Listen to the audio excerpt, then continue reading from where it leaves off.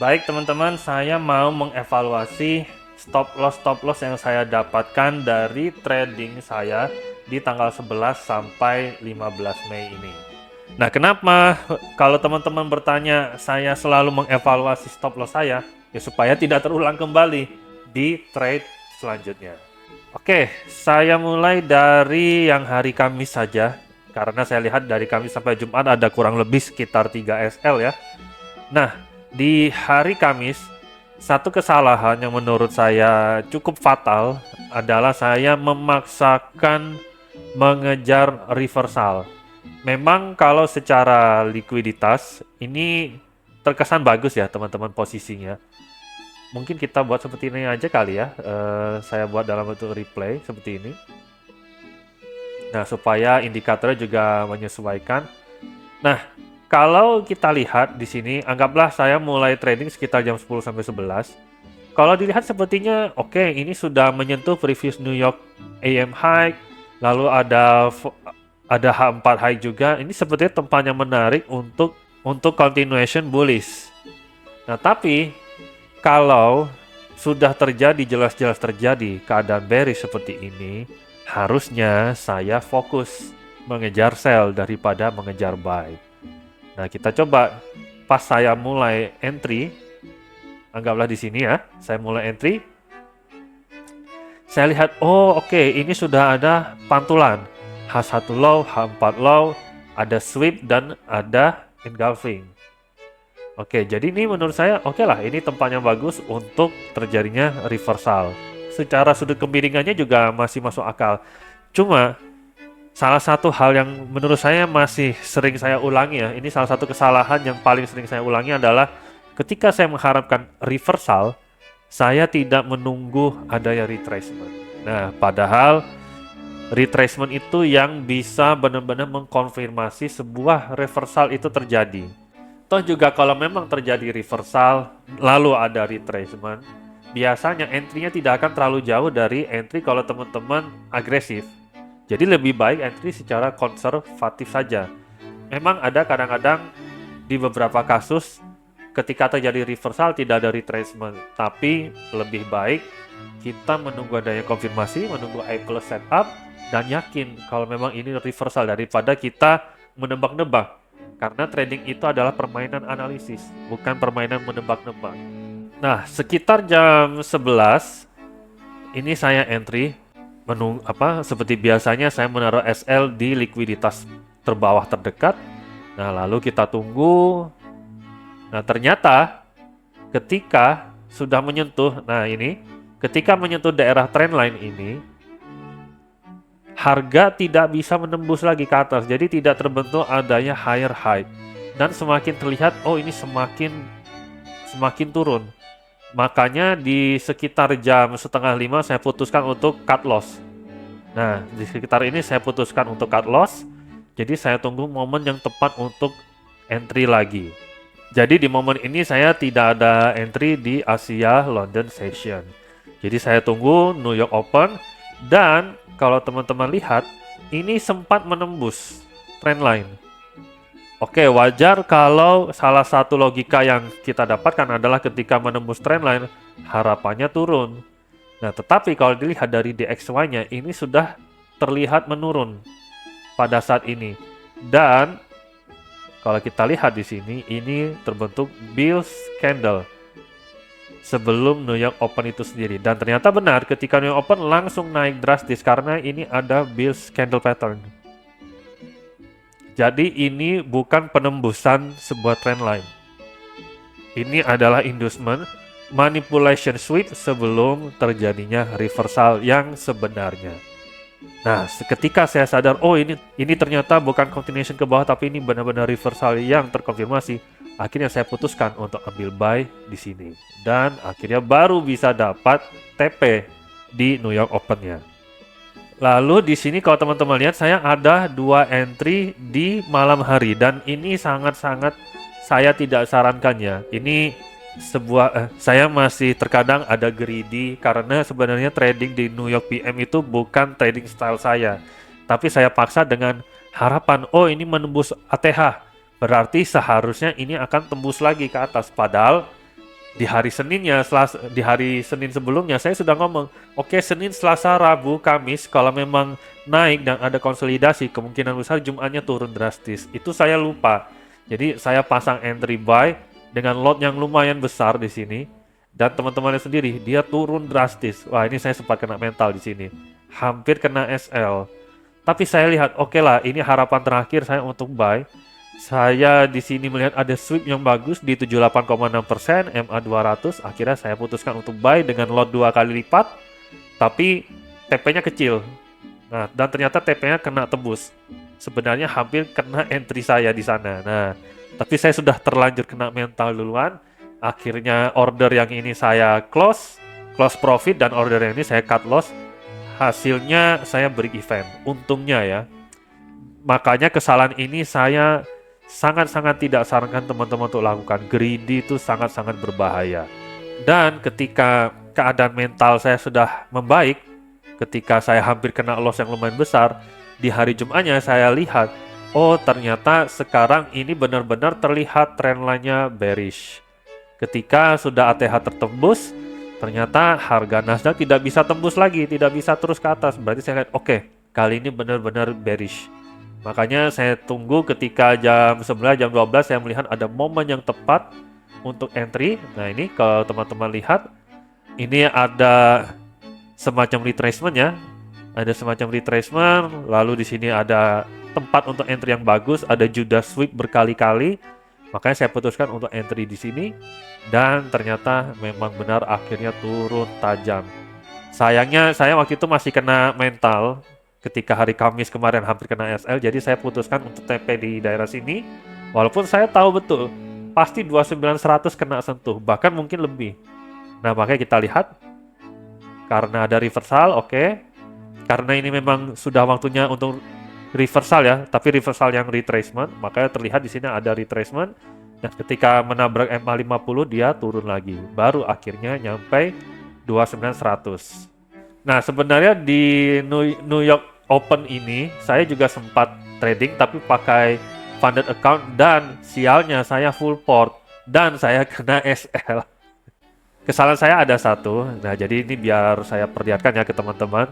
Saya melihat oke, ini sudah terbentuk reversal, ini saatnya untuk buy. Tapi, nah, karena saya mengharapkan continuation ketika ini 20-30-an ini saya melihat oke, ini retracement yang bagus. Kesalahan saya satu, saya tidak menunggu candle engulfing. 20-30 ada retracement. 20-31 saya lihat oke, ini ada sweep yang bagus. Tapi saya melupakan satu hal, kalau ini bisa jadi manipulasi. Kalau benar-benar mau entry continuation, harusnya saya menunggu satu candle lagi yang mengengulfing ke semua candle ini. Tapi saya tidak lakukan, akhirnya saya kena SL.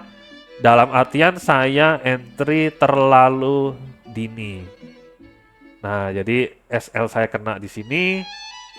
Padahal kalau saya mau sabar, saya menunggu retracement yang sebenarnya terjadi. Teman-teman lihat sendiri.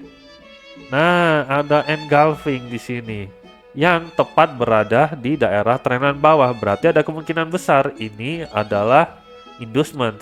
Dan ternyata benar. Ada engulfing dilanjutkan sama satu candle hijau lagi, teman-teman bisa masuk ketika ada retracement kecil di daerah sini.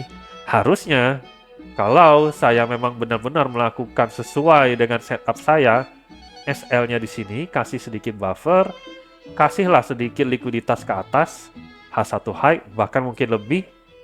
Teman-teman lihat hasilnya. Di sini saya merasa nyesek. Aduh, saya sudah tahu teorinya, tapi kembali lagi secara psikis, saya tidak mengikuti trade plan saya. Nah, kita lihat tembus ke atas, teman-teman. Ini cuma saya lupa apakah tembus London Wall atau tidak, tapi saya pribadi, kalau teman-teman lihat ini sudah hampir 2R. Jadi saya pribadi sudah bakalan TP parsial pastinya di sini. Tapi kita lihat apakah ada memungkinkan untuk tembus lagi ke atas. Oh, ternyata tidak ya teman-teman, ternyata sudah sampai jam 11 lebih dia agak susah tembus ke atas. Biasanya kalau saya sudah melewati jam 11 ini saya sudah cukup. Walaupun masih ada kemungkinan untuk tembus ke atas lagi, tapi sebetulnya di sini tidak. Nah, Jadi bisa dibilang 2R atau 1,8R ini sudah cukup bagi saya. Karena ini momen saya tuh TP parsial pastinya. Ya, jadi kurang lebih itu yang bisa saya perlihatkan, yang bisa saya evaluasi. Nah, sedikit market outlook. Oh, sebentar teman-teman. Ternyata kena tembus ya. Ternyata kena tembus asalkan saya sabar sampai New York PM high ya. Ya, memang ini agak lama ini. Kalau kita lihat ini berapa lama. Ternyata kena tembus asalkan sabar ya ke daerah London high ini. Kalau kita lihat di sini memakan waktu kurang lebih 5 jam. Jadi ini memang harus lebih sabar ya teman-teman. Tapi lihatlah dapat 2,79R. Nah, sekarang berbicara keadaan market untuk minggu depan, saya melihat secara analisis saya melihat bahwa kemungkinan untuk minggu depan itu masih akan lanjut bearish. Apalagi belum adanya keadaan-keadaan fundamental yang bisa mendukung aset XXX USD untuk kembali naik.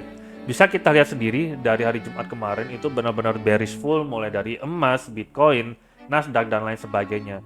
Jadi saya rasa untuk minggu depan kita masih akan lanjut bearish kecuali kalau ada keadaan fundamental yang mendukung mereka untuk akhirnya terbentuk reversal yang signifikan. Karena kalau kita lihat lagi memang banyak sekali orang-orang yang menganalisis di luar sana kalau emas ini besar kemungkinannya untuk turun sampai hingga bahkan 3.800 dolar. Dan untuk Bitcoin, menurut pendapat saya pribadi, saya memang melihat untuk Bitcoin ini sangat besar potensinya untuk kembali turun bahkan mungkin sampai di bawah 60.000, setidaknya sampai di akhir tahun ini. Barulah di saat itu kita akan melihat bullish rally yang signifikan kembali. Jadi kalau berbicara secara jangka panjang, saya memang melihat untuk minggu depan setidaknya masih cukup bearish kecuali kalau ada fundamental yang membantu mereka untuk reversal kembali naik. Nah, sekarang kita lihat bagaimana pendapat ChatGPT mengenai market outlook untuk minggu depan. Saya mulai dari emas dulu. Nah, di sini dari emas sudah diberikan semacam buy zone dan sell zone. Ini bukan berarti teman-teman langsung pasang misalkan buy limit di 4525, 4513, 4500 dan lain sebagainya ya, atau sell limit di sini.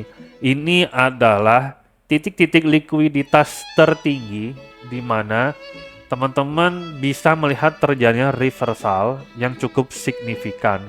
Atau setidaknya kalau untuk emas 100, 200, 300 pips bisa lah dapat.